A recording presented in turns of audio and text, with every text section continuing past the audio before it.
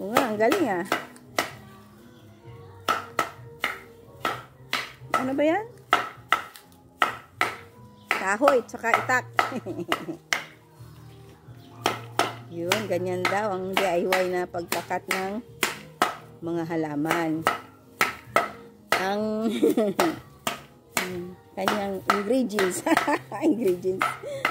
Kahoy, itak. Yan lang daw. Kapag cut ka na ng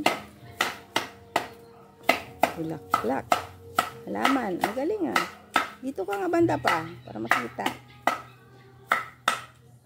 Yan lang ginagamit niya guys. Pag nagkinakat niya yung mga bulaklak na ganyan. Sipag ni Sir. Ganyan. Yan. May bago na naman pong idea, no? Yan guys. Yan ang DIY na pagkat ng halaman. Ang gamit niya ay itak saka plywood. Kahoy. Kahoy. Ayan. Ganyan. Kasi wala kaming pangkat na halaman. Yan, ganyan, no? Galing. DIY. Ayan na, guys. So, bilog na yung halaman. Ayan. Galing, diba? Para-paraan lang po. Yan. Ayan ang pagkat ng halaman ng DIY. Kasi wala kaming gunting. Yan. Pabilog.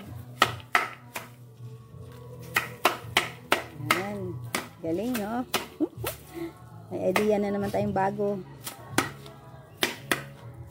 Kinakat niya na guys kasi nung umulan, hindi na gaano nabuelo yung flower niya.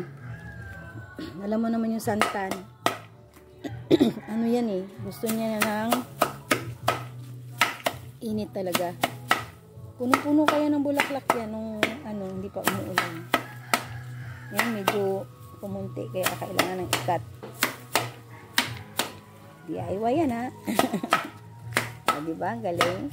Ano, bilog na guys. Ano, pabilog. Para pag ano, next year, mamumulaklak ulit yan. Ang ganda. Bilog na bilog. Ito pa, last.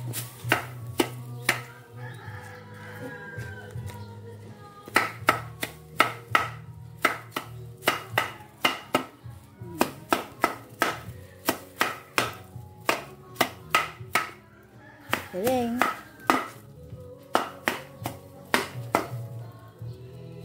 Ayan na, tapos na.